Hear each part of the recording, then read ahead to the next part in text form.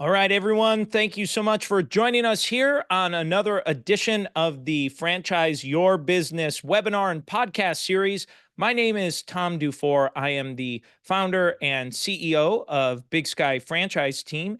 And just as an intro here, for those who are new or this might be your first time signing up or checking out this program, um, this session we've done monthly since for over 4 years. We've been doing this, and we look at macroeconomic data and trends, starting with macroeconomic data into business, small business data, into franchise related data. So we kind of start wide and start to narrow in. And really, just to provide you with some context, and some information to say how the current market conditions might be impacting your uh, uh, business, positively or negatively or neither, or just maybe trying to get a sense of the general consumer out there. So, what I will do is I'm going to share my screen for those of you that will end up watching this video. If you're listening to audio, you can just do your best to check this out. We do try to include the links that we're referring to in the show notes so that you can go ahead and see those.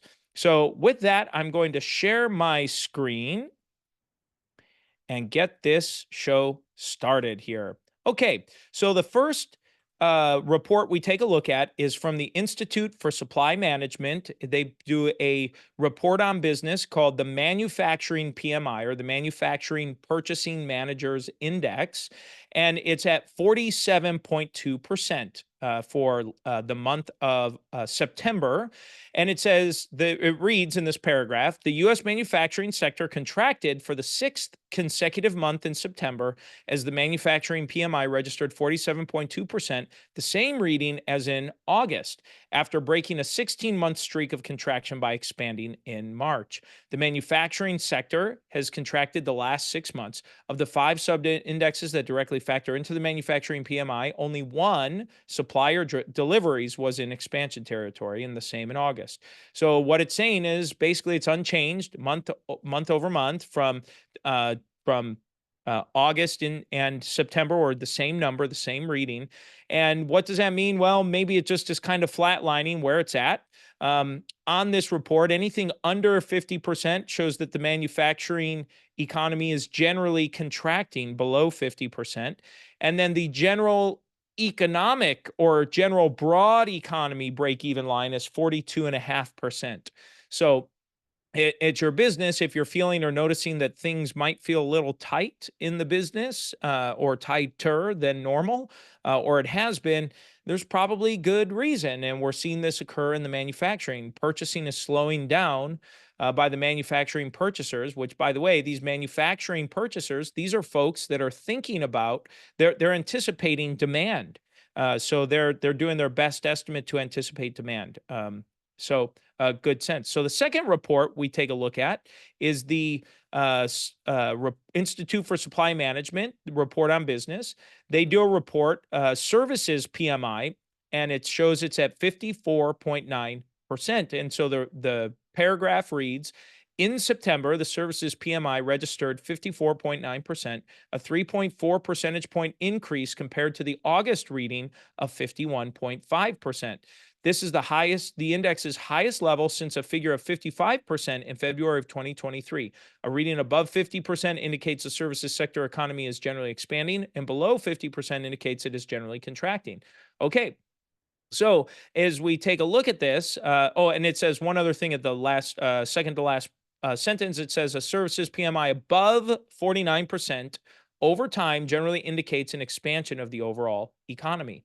So this is a nice surge to see this trend upward for services, as the American economy is primarily a services driven economy in the world we're in right now. So that to me just means that things on the services side seem to be trending upward, which is likely a positive indicator for what we're going to see in hopefully the coming fourth quarter here, now that we're almost a month through the first month of the fourth quarter.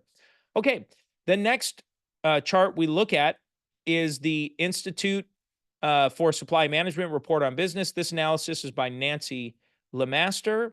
I should have said who it was by before. The analysis for the services PMI was by Steve Miller, and the manufacturing PMI was by Timothy R. Fiore. So we'll go back to the hospital PMI for the Purchasing Managers Index, and it reads the second paragraph: the hospital PMI registered 55% in September, a 3.6 percentage point decrease from the August reading of 58.6%, indicating a 13th consecutive month of growth after a contraction in August of 2023. So as we look at the report, and this report is their newest report, by the way, the hospital PMI, and you can see there are a lot bigger zigs and zags on this report. And what I've noticed in evaluating and assessing this report, the hospital PMI seems to spike and see some peaks and valleys based on seasonality of flus and viruses and things going around. It tended to see that have seemed like there's some correlation there. But it's just interesting to note to see what's going on in hospital as the medical industry and healthcare industry continues to just grow in size in terms of the percentage of overall impact on the overall U.S. economy. So as we look at these three reports: hospital, services, and manufacturing. Manufacturing's contracting, it's below. Services is growing and saw a nice bump last month. And hospital declined from the previous month. However, it's still in a growth territory. So mixed results there. Okay, next up is the U.S. unemployment rate. And so we'll take a look at this is from tradingeconomics.com, the United States employment rate that it shows, or excuse me, unemployment rate. And it shows September 2024, the unemployment is at 4.1%. And we've seen this steady incline pretty much all year. January was 3.7%. You can see here February 3.9%. We thought, well, is that an anomaly because it dropped to 3.8% in March? But no, then it just kind of kept on ticking up here all the way to July at 4.3%, ticked down in August, 4.2, and 4.1 in September. And the paragraph reads that the unemployment rate in the United States fell to 4.1% in September 2024, the lowest in 3 months, down from 4.2% in the previous month, and surprising market expectations, which had forecasted the rate to remain unchanged. The number of unemployed individuals decreased by 281,000 to 6.834 million, while employment levels increased by 430,000 to 161.864 million. Meanwhile, the labor force participation rate was steady at 62.7%, and the employment population ratio increased to 60.2% from 60%. Okay, so all things being considered, this is positive. More people in labor participation rate remaining the same, more people employed with a decrease in unemployment. I think that's a positive reading. Not a huge jump, not a huge change, but still trending in the right direction, and see where that goes at the end of October. Next up is the U.S. Inflation rate. This is from tradingeconomics.com, the United States inflation rate and CPI. And it reads the annual inflation rate in the U.S. slowed for a sixth consecutive month to 2.4% in September of 2024, the lowest since February 2021 from 2.5% in August. However, figures came above forecasts of 2.3%. So I think that's worth noting that it was higher than was expected. So you can still see, though, that this trend is declining, which is nice to see when we have those high inflationary periods. Remember, what this showing is a 12-month. Let me see if I can go to, here's a 5-year that if I zoom out here, you can see the 5-year where, well, actually I need to go to 10-year, and you can see, pre-2020, 2021, really, if you take a look here, you can see prior to, 2016, 17, 18, 19, it's at right around 2 to 3%, below 2%, before that 2015, 2016, well below 2%. Then it was consistently for about 4 years under that. And then inflation fell in 2020, pretty low. below 2%, and then it just that huge rise for all of 21, 22, 23, and most of this year. Really, still very high inflationary times. And remember, the inflation rate is growth over that same month the previous year. So to me, that's the big thing. So when you're looking at September of 24 at 2.4%, that's over September of 23.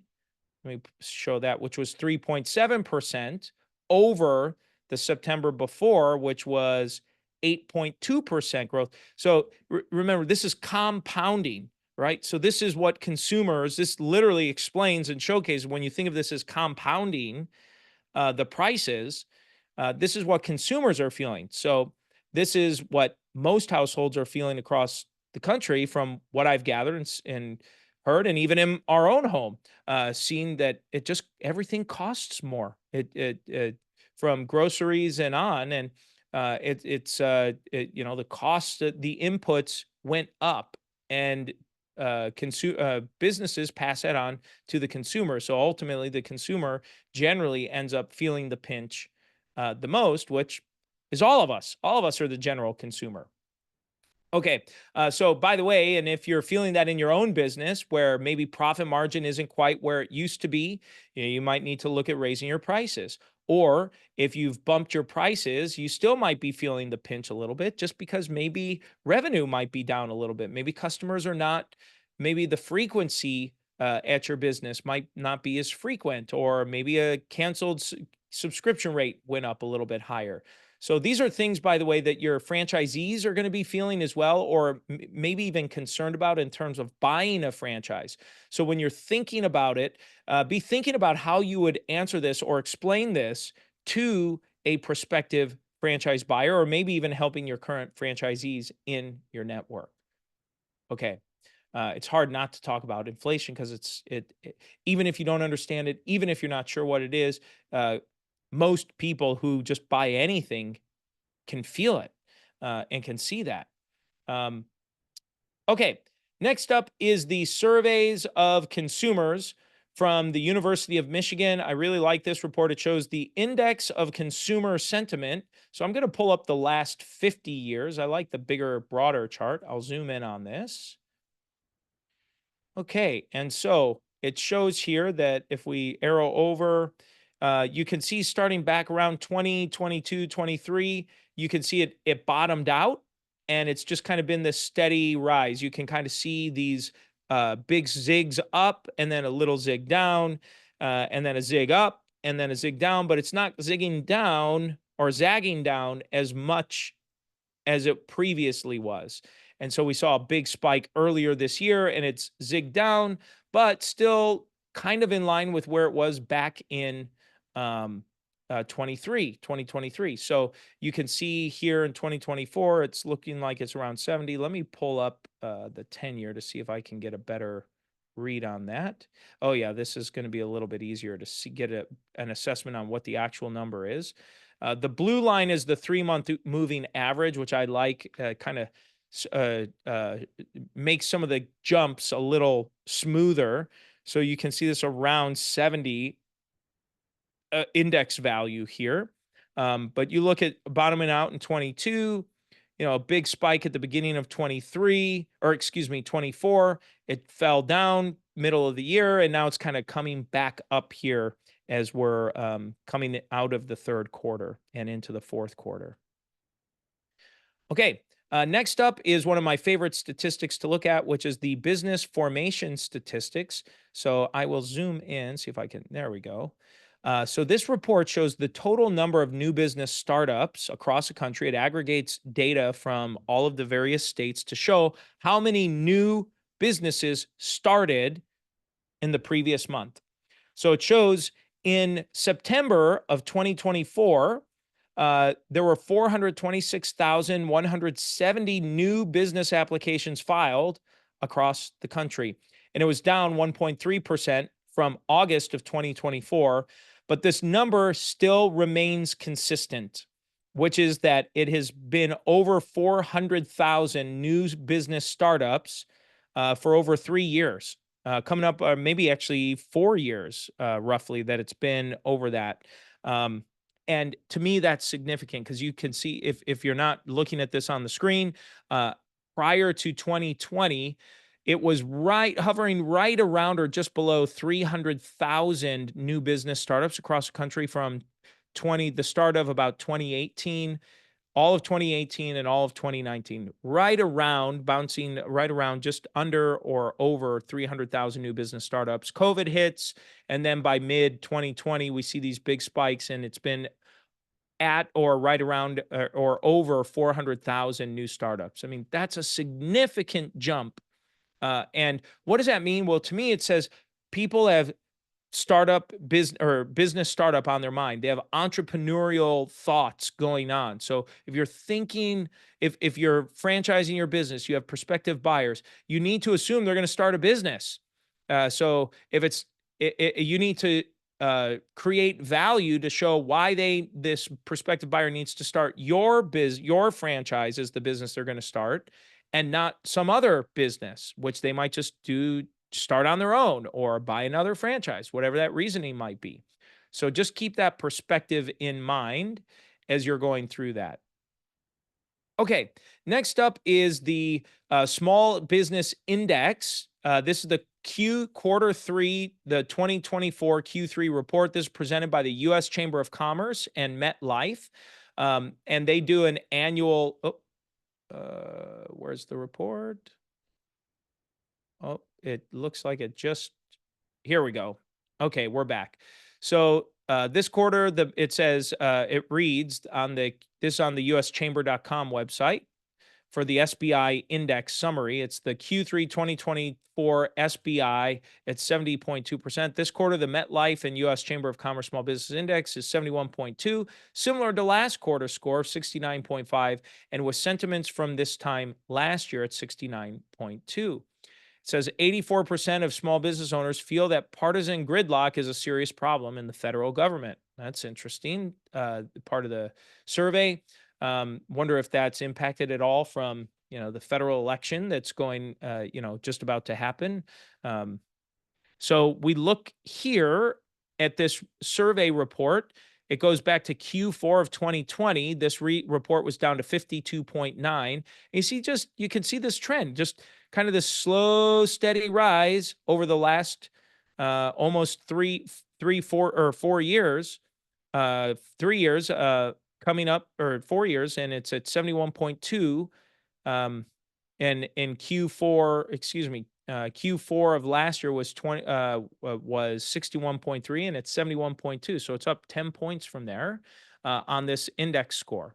So overall, I think that's positive. That means small businesses are feeling a little bit better about things. Okay, this next report is on Vistage.com. This is a Wall Street Journal and Vistage small business report that's put out. So this is the Small Business CEO Confidence Index. So this WSJ Vistage Small Business CEO Confidence Index is calculated from responses to a set of 6 questions about the current and future state of the U.S. economy, revenue and profitability projections, and hiring and investment plans. Measured over time, the index reflects trends in the U.S. economy. And so it shows that in September, the reading was 92.9. August was 83.8, so a big jump up from August. And you see this 92.9 is the highest reading since February, March of 2023. And it's really the highest, those 2 months plus this month are the highest readings since back in February or March of 2022. So it's been 2.5 years since we've really, 1 year and then 2 years since that. So I think it's just worth noting. This is showing the all-time report. Again, seeing the trend up is very positive. You see, it's just getting to kind of where the bottom was pre-COVID for the 8 years or so pre-COVID. This 92.9 gets us back to kind of where the bottom of the sentiment was during that window. So I think that's all in all a positive thing. Okay, next up, I like to take a look at franchiseinsights.com. This is called the Small Business Sentiment Index. And this says this is an index that analyzes budding entrepreneurs. These are people who are thinking about going into business for themselves. And it says the startup sentiment says 66% of them say now is a good time to start the business. The headline reads, concerns about funding and access to credit are finally receding among business buyers. So that was good. And I'll show you that chart here in a moment. And it says, let's see, almost 93% see business conditions the same or better in 3 months, but concerns about political changes were elevated for the fifth consecutive month. And I'm not terribly surprised that political changes are elevating. Generally, I tend to see that as just what I tend to observe. And when we're in the midst of a presidential election cycle, it just it dominates the news headlines. I think we all, if you're seeing even little pieces of it, it's just in front of you, constantly, I should say, this time of year. Okay, it says 89% of people expect their startups to happen within 12 months. I think that's really interesting. 28% said next month, 32.3% said in 2 to 3 months. So that means between now and the end of the year, most people are thinking about starting this business.